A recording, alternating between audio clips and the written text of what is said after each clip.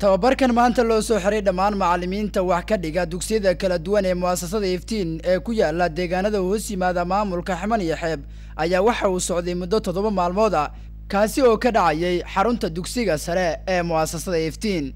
macallimiinta tababarka loo qabanayay ayaa waxa ay ka kala yimaadeen degmooyinka iyo deegaanada kala duwan ee Xaman iyo Xeeb hoos yimaada isla markaana ay ka furan yihiin dugsiyada muasasada iftiin.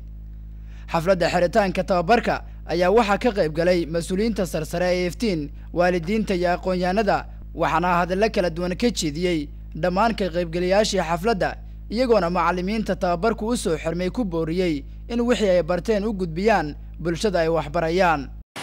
waxaan oran lahaa barnaamijyada lagaga hadlayo seminaarada aqoon kororsiga gaar ahaan waayo dadka maskaxda dadka wax ku shubaya waa dadka wax baraya dhab ahaan waxa ay ku shubayaana waa wax tayo iyo qadar iyo magaranaysa muuna la weeye marka dadkaasi waxaan oran lahaa qol iyo barsada ku jirtaan ka soo baxa banaanka hala yimaado qoraaladiina loo sameeyay iyo wixiina loo duubay wax barbar soconaya ee wax saxaya aanu la nimaadno ayagoo qoraal iyo maxaa la yiraahdaa aragba ah iyo maqal sida hadda muuqata oo iftiin iyo hay'adaha la midka ah oo dhanba ay dadkii ayagoo qorbihii jira oo dabadii jira ayagoo maqnaantoodii waxaad moodaa in waxtarkoodii uu dalka yaallo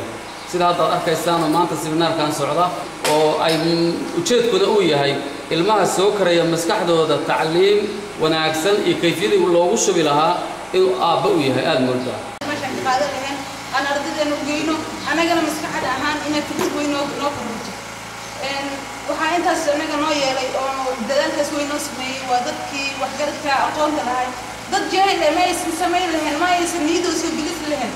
وجددوا حواي أرضية دكسية سريع ديجان كان إن أي نقدان كوا كبح دليشة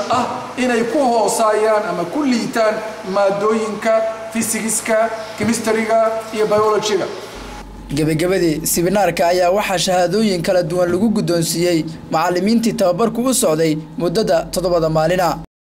ugu dambeyntiina seminaarka ayaa waxaa soo xiray agaasimaha guud ee muasasada iftiin Cabdikariin Maxamed Daleel, waxaana uu sheegay in macallimiinta tababarka dhameystay oo ka kala yimid degmooyinka kala duwan ee hoos yimaada maamulka Xaman iyo Xeeb ay uga mahad celinayaan waqtigooda ay u soo hireen isla markaana ay ku rajo wan yihiin inay sidii la rabay wax ugu gudbiyaan ardayda wax ka baranaysa dugsiyada ay macallimiinta ka yihiin.